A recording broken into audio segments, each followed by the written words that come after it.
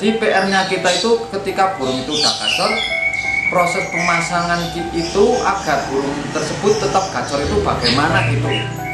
Itu kalau saya nggak perlu, karena poin selanjutnya itu proses pemasangan agar burung itu tetap gacor seperti posisi single gitu Mas Agus.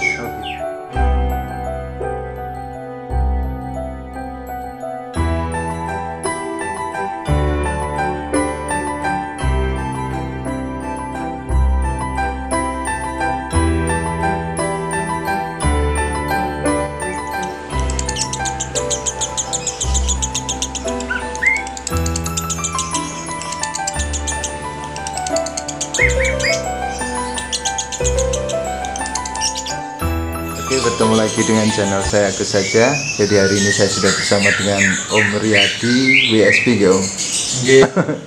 Mas Riyadi, saya itu masih penasaran gini Mas, yang namanya bermain lovebird, terutama lovebird jantan ini Mas.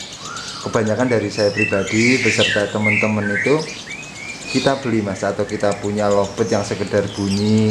Kadang di single sudah mau bunyi, nanti ditaruh teras dia sudah bunyi meskipun dengan nada yang agak speed kenceng Mas. Itu kira-kira kalau sudah rajin itu bisa nggak sih Mas langsung dipasangin atau dikasih betina itu Mas Riyadi? Mas. Sebenarnya itu gimana ya Mas Agus? Kalau untuk proses pemasangan itu kita harus memahami burung kan. Jadi burung itu harus udah siap dipasangnya apa belum itu yang asli tergantung diri kita gitu loh yang rawat. Jadi misalnya kita berani eksperimen mencoba apa burung itu dicoba dipasangi gitu, nanti resiko macet atau jadi gacor kan itu udah pasti kan dua pilihan. Kalau nggak macet burung itu gacor, ya kita jangan takut burung itu macet kalau mau masangi burung kayak gitu. Soalnya 70% itu burung bakal macet daripada tambah gacornya. Oh gitu Mas. Iya. Tapi kalau macetnya itu butuh berbulan-bulan apa enggak sih Mas? Benar kalau lovebird? Ya kalau masalah macetnya itu kita prosesnya paling kembali ke single lagi paling. Itu biasanya yang dikhawatirkan kan sudah gacor di single, udah lama digacorin, nanti macetnya itu kira-kira berbulan-bulan atau bertahun-tahun itu Mas Riyadi? Beda burung beda. Oh beda ya? Beda-beda. Kalau sepengalaman Om Riyadi 3 hari 4 hari gitu? Biasanya proses pemasangan itu burung akan macet kalau saya ngamat itu 1 mingguan. Oh 1 minggu. Ya jadi burung itu dipasangi, kita burung itu udah cocok misalnya udah jodoh, kita cabut pasang, biasanya emang nggak bunyi burung itu. Karena dia gimana ya, belum sisi nyamannya itu ketika dipisah dia belum ketemu gitu loh Mas Agus. Jadi juga memerlukan waktu gitu. Baik Om Riyadi. Om Riyadi sebenarnya enak mana Om? Misalkan kita punya jantan yang kita sudah ibaratnya sudah tahu kualitasnya, kita carikan pasangan, kita ternak dulu, baru kita proses. Itu enak mana Om? Menurut jenengan? Kalau saya tetap nggak ternak. Nggak ternak gitu? Iya, soalnya tetap kalau proses penggacoran itu sistem pemain itu nggak ada proses sistem pemain yang diternak dulu. Iya, soalnya setahu saya tetap burung itu ketika udah gacor dia proses pemasangan, kemudian proses cabut pasang. Setelah itu burung itu akan macet apa tambah gacor gitu Tok Mas Agus. Oh gitu. Iya, jadi nggak sampai burung itu harus ngeloloh gitu, enggak. Karena kalau proses sampai ngeloloh juga memerlukan waktu yang panjang juga Mas Agus. Maksudnya ngeloloh sama betinanya? Ngeloloh kalau diternak. Oh diternak ngeloloh sama anak-anak itu. Iya. Baik Om Riyadi, kalau saya ngelihat dari jenengan, terus dari narasumber lain yang punya lovebird konslet banyak nih Om, bahkan jenengan pun tanpa ada perawatan istimewa dikumpulin jadi satu, tiap pagi dipisah, itu tetap dengan ibaratnya ada kualitas sering bunyi atau ibaratnya nggak terlalu pusing. Kalau saya lihatnya Om, kalau jenengan pusing saya juga nggak tahu. Itu kalau proses jenengan itu tetap penggacoran awalnya gitu, apa langsung udah ibaratnya gacor 24 jam jenengan cari materinya Om Riyadi? Ya kalau proses penggacoran memang sama perawatan memang seperti itu. Jadi saya ngeluarin burung, bersihin kandangnya. Saya sempatnya ya seperti yang Mas Agus lihat itu di belakangnya Mas Agus itu juga sampai bau gitu loh. Nah kadang saya nggak sempet gitu, yang intinya burung itu sehat mau bunyi gitu tok itu kalau saya, karena setahu saya itu burung terlalu sering dibersihkan juga burung itu kurang nyaman. Ya mungkin beda-beda lah soalnya pengalaman saya main lobet itu dapat burung gacor ataupun burung itu konslet secara alam itu kebanyakan burung itu nggak terawat gitu loh Mas Agus. Jadi emang burung itu kotor dibiarin, ya mungkin yang punya udah malas bersihin apa gimana nggak tahu. Jadi Karena saking banyaknya. ya jarang yang burung itu apa lemeknya bersih gitu, itu jarang gitu loh. Kebanyakan burung itu nggak kerawat gitu Mas Agus. Gitu Mas Riyadi. Iya. Mas Riyadi, kalau saya ngeliatin dari proses yang jenengan ini kan tiap kandang kotak dikasih sekat-sekat, itu yang proses ibaratnya finishing Mas. Oh itu burung yang udah gacor kemudian udah proses pemasangan Mas Agus. Jadi setelah burung itu di single, posisi single dia gacor, kemudian saya pasangi mau di sangkar kotak maupun sangkar bulat proses pemasangan, kemudian kan saya taruh sangkar kotak Mas Agus. Jadi burung itu biar ngawin, kalau saya pakai sangkar kotak biar ngawin, ketika betinanya mau di dalam kelodok, jantannya otomatis di luar sendiri, dia birahnya keluar. Nggak mungkin dia di luar cuman diem gitu ngalamun, jarang burung lobet yang seperti itu. Jadi agar burung itu lanjut proses penggacoran secara alami gitu loh, cabut pasang secara alami seperti itu. Jadi betinanya ngumpet di dalam kan dia di luar sendiri, dia mungkin jenuh pak gimana akhirnya dia gacor. Oh gitu Om. Iya. Berarti saya pahamnya di sini Om Riyadi. Saya pernah ngalamin juga. Berarti jenengan memberikan jodoh sama si jantan, ketika sudah ngawin terjadilah si betinanya ngeramin telur. Ketika ngeramin telur, jantannya birahi pengen kawin nggak bisa, akhirnya lari ke bunyi. Maksudnya jenengan gitu ya? Baik Om Riyadi, saya juga pernah proses itu. Setelah dia punya telur nih Om, itu jenengan tetap proses cabut pasang gitu Om Riyadi? Iya, setelah burung betina itu keluar telur, ngangkrem gitu, si jantan tetap saya cabut pasang. Biarpun telurnya nggak jadi nggak masalah ya? Iya, jelas nggak jadi soalnya pasti saya buang. Kalau buang itu ngangkrem saya buang telurnya. Gitu. Misalkan gini Om, misalkan jenengan sudah proses dengan dikawinkan, terus kok si jantannya ketika si betinanya angker nggak ada perkembangan, itu jenengan single lagi atau tetap diproses kawin kan Om? Itu kalau misalnya burung betinanya ngangkrem, dia cabut pasang, dia nggak bunyi, berarti dia mungkin belum saatnya burung itu kawin Mas Agus. Jadi dia udah gacor posisi single. Ketika burung itu kawin, dia akan ngedrop.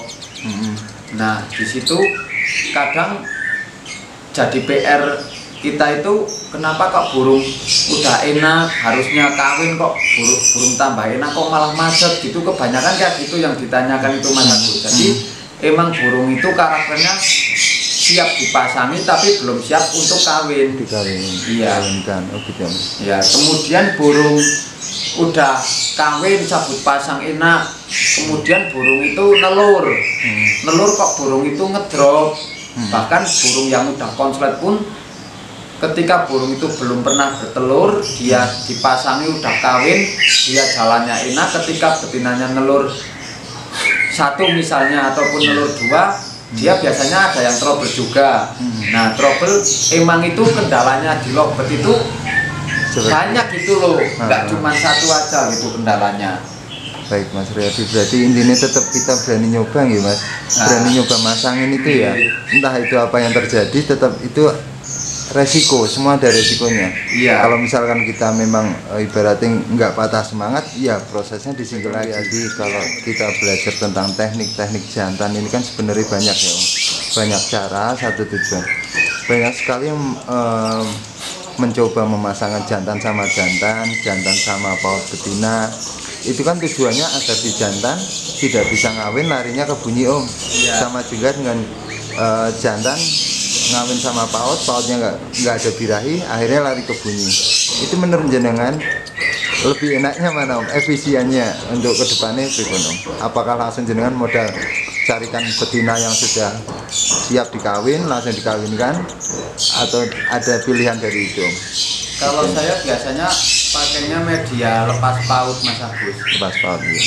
Jadi untuk lepas paut itu burung udah birahi, betinanya itu udah birahi tapi belum mau dikawinkan. Dikawini belum mau. Belum bisa.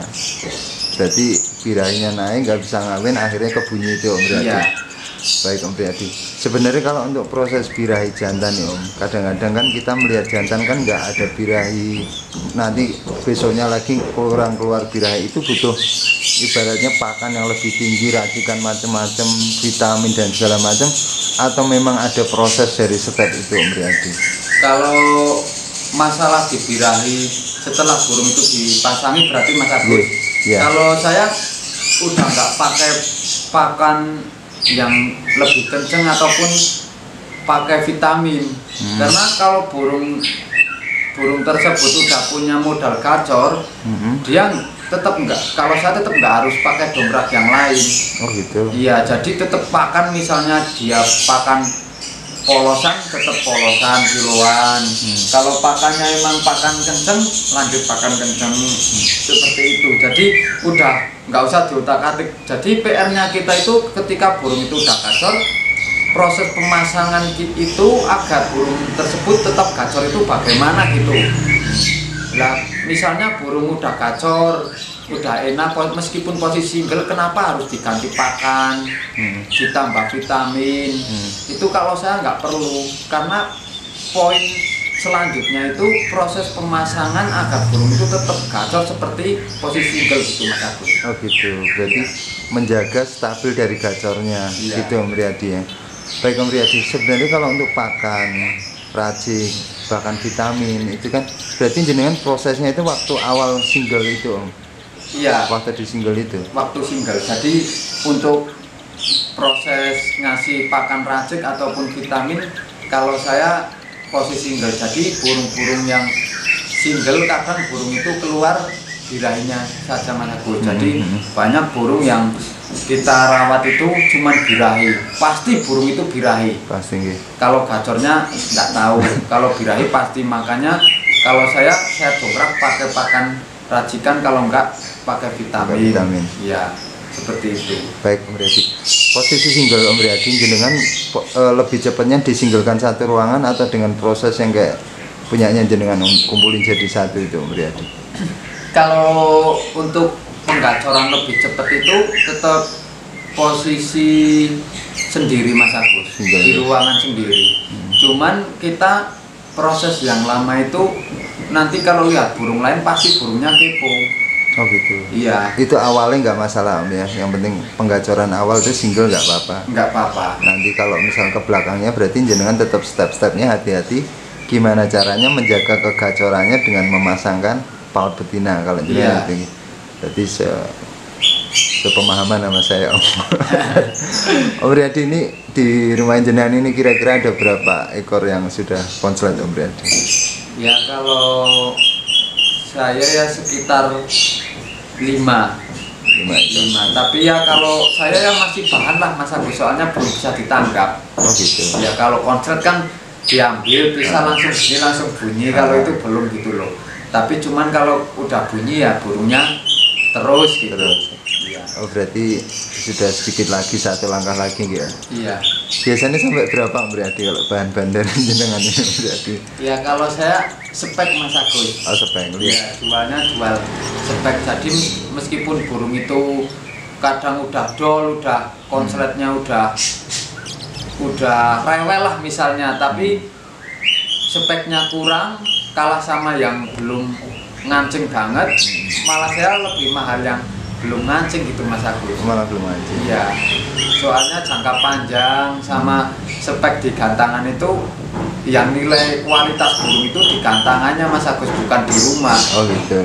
Bukan pemiliknya, tapi orang lain penontonnya yang nilai Mas Agus. Baik Mas Riyadi, sebenarnya kalau untuk proses penjemuran buat jantan penting buat Mas Riyadi? Ya kalau saya tetap penting Mas Agus, karena burung jantan itu nggak jantan nggak betina lah. Kalau lovebird itu kebanyakan dia enaknya itu kalau udah kena panas gitu, meskipun bunyinya di tempat yang teduh gitu.